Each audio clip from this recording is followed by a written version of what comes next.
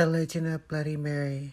You enchant her name and say it 3 times in front of the mirror and she would appear. The day I met the Devil's Advocate.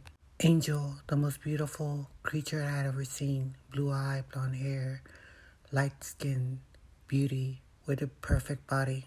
She looked like an angel that fell out of heaven. It was so beautiful. She asked me if I wanted to see Bloody Mary, and I said yes. But there's a catch, she said. I said, what is it? She goes, you must not turn your back at the mirror or turn around and look at me. And I said, what if I do? She's like, well, you'll die. And then she started laughing. So I assumed she was playing. As soon as we walked to the mirror, she was standing behind me and we're looking in the mirror and we started chanting, Bloody Mary, Bloody Mary, Bloody Mary.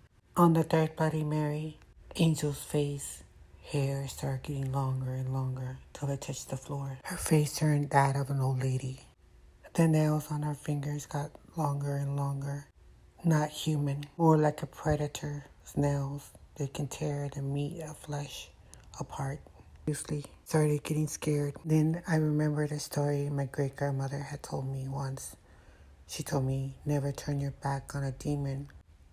They will attack you and claw their nails on your back, tear you to pieces. Looking into the mirror, Angel's face started disappearing. Her nose, her eyes, her mouth, her lips disappeared. Her face was blank, white. I started freaking out, but I kept saying to myself, don't look back and don't turn your back to the mirror. Things couldn't get any worse. Out of nowhere appeared a cat. A black cat walking across the wall. I was trying to make sense of it all. A cat can walk across the wall. Before my mind had an answer, a hand with a butcher knife appeared out of nowhere and stabbed the cat. The cat was meowing in despair and pain. Blood started leaking from the bottom of the floor to the ceiling. I continued looking in the mirror. Angel was standing behind me. Looking into the mirror, Angel's chunks of her skin started falling off her body, so all that remained was a skeleton. I looked into the mirror, into her eyes. I saw 2 black sockets where her eyes used to be. Her eyes started bleeding profusely. Angel's gray hair turned red, blood everywhere. Next thing I know, Angel is pulling me towards her chest, taking my hair, pulling it to the side. For a minute, I thought she was going to bite my neck. She looked up at me and gave me a demonic grin. She sniffed the fear that radiated through my whole body. Standing in front of the mirror, blood started gushing from the mirror. I see blood everywhere in the walls, on the ceiling, the mirror, all covered in blood. Angel pulls me from the mirror, says something I'll never forget. You're the first one that's ever survived. Angel said it in a way that she was disappointed that she didn't get a meal out of me.